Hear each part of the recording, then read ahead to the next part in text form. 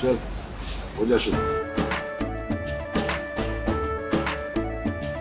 केसरिया से मन जोगी हुआ रे, दिल झूमे देखो पतवारा हुआ रे, दिल झूमे देखो पतवारा हुआ रे। हर पल मनाओ केसरी त्योहार। विमल बोलो जुबान Kesari. Okay, on our polls, I'm joined by Rajeev Chandrasekhar, Union Minister for IT, and of course, keeping a very close eye on these elections as a candidate and as a spokesperson and a minister. So firstly, I don't know how you're looking at the overall numbers in Kerala first. Rajeev, you've really fought hard this time, and I'm sure you are looking forward to your own result. How do you view Kerala? Because Kerala is being projected to be a Congress sweep. So, Arnab, I would like to, if you permit me, not dwell too much about my own seat or Kerala, but I can certainly comment on what these exit polls are saying about South India in general. And, it was this narrative that was put out by the Congress and in particular its India Alliance partners, that somehow the South India was a no-go zone for the BJP, and the people of South India had some sort of an aversion to the BJP. And I can tell you what the exit polls, of course, show the numbers, and there'll be a decisive third-term mandate for our Prime Minister based on his 10 years of work. But a bigger story, or equally important story, is the fact that the BJP is emerging as the single largest national party, the largest national party in the south of India. And so that is really putting paid to this narrative that had been put out there by the India Alliance, saying that somehow the South India was this preserve of the Congress and the India Alliance, and the people of South India will not support Prime Minister Narendra Modi. And really, whether it's Kerala, Tamil Nadu, Andhra, Telangana, Karnataka, all of these states are showing significant expansion of the BJP vote share and BJP seat share. You know, what they had said, their slogan was, Uttar mein half or Dakshin mein saaf. This is the kind of narrative that was created.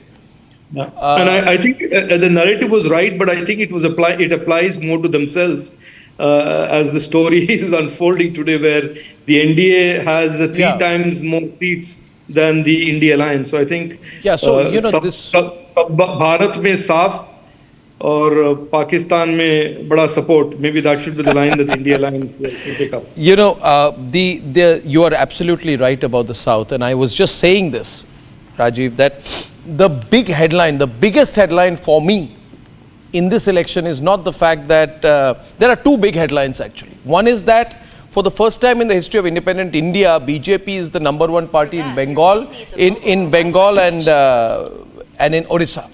That is the number one headline. Number two headline is BJP becomes the most significant player in South India. If you look at it in terms of vote share and spread, vote share, which I include. And it was the classic conventional narrative being put out by the India Alliance was that BJP was restricted to the north and the west, and that the east and the south somehow were dominated by the India Alliance and their crony parties. And really, the Prime Minister's last 10 years and the work that he has put in has impacted every Indian, whether they are in the east or south or west or north. And there is really no commonsensical logic on why people would not support Prime Minister. And the results are showing that, which is Odisha, West Bengal, Tamil Nadu, Telangana, Andhra. Telangana, some polls are showing that we will be the largest party in terms of MP seats in Telangana, which is amazing considering the Congress just won the assembly elections there. So I think there is a story here that the last 10 years of really hard work by our Prime Minister has impacted millions and crores of Indians all across the country. Sabka Saath, Sabka Vikas, and they are in a collective voice saying in these elections that we support Prime Minister Narendra Modi ji and we want him for another term. And that is really the message. And regardless of the region, geography, caste, creed, color, religion, language, people are all unanimously wanting this progress of India to continue. Rajeev, what if they start this boycott results campaign? You know, there were reports of a meeting in Jawahar Bhavan where all influencers, lawyers, retired and aspiring politicians were all coming together to boycott results kind of campaign. And I'm not saying it as a joke.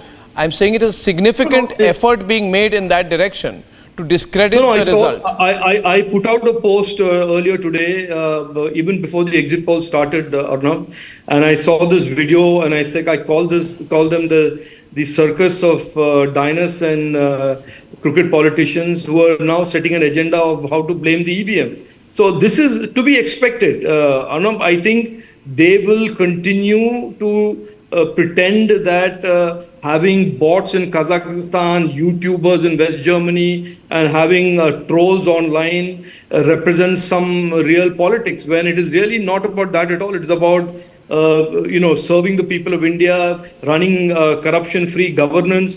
The Congress and the India Alliance leaders under the leadership of the Congress has demonstrated in these elections that they don't understand what democracy is about, what the people of India want. And assembling this really dubious cast of characters, including YouTubers abroad, bots in some overseas countries, using misinformation, lies, divisiveness as a political strategy, is not what India wants. This is not what Indians want. They want to move forward. They want a better tomorrow. And that is what Prime Minister Narendra Modi ji has put out there. So they can do all the huffing and puffing that they want, Arnab. But really, this country will move forward, and crores of Indians who have voted decisively to take this country forward will take this country forward. Absolutely. And one comment I just want to have, Abhishek, as I say goodbye to Rajeev, is I think one very significant factor, Abhishek, out of this, and talking to Rajeev there, is that you see you have a new bunch of leaders at the mass level emerging in the BJP. These are not traditional leaders who are fighting on the ground. Rajeev is a technocrat, came in through the Rajya Sabha route, fighting a Lok Sabha election. Then there is Annamalai, again with a bureaucratic background, on the ground. Then you have Dharmendra Pradhan, who's fighting a tough fight in Odisha. You have Tejasvi to some extent. Then you have Shubhendu Adhikari also. Yes. So, I'm seeing a new bunch of leaders leading in states.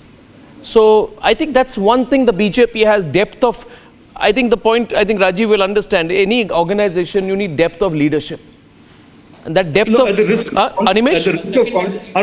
risk of contradicting you, this election is really not about whether there is an Annamalai or whether there is a Shubhendu Adhikari or Raja. I think this is really a real affirmation about what India and Indians want. True.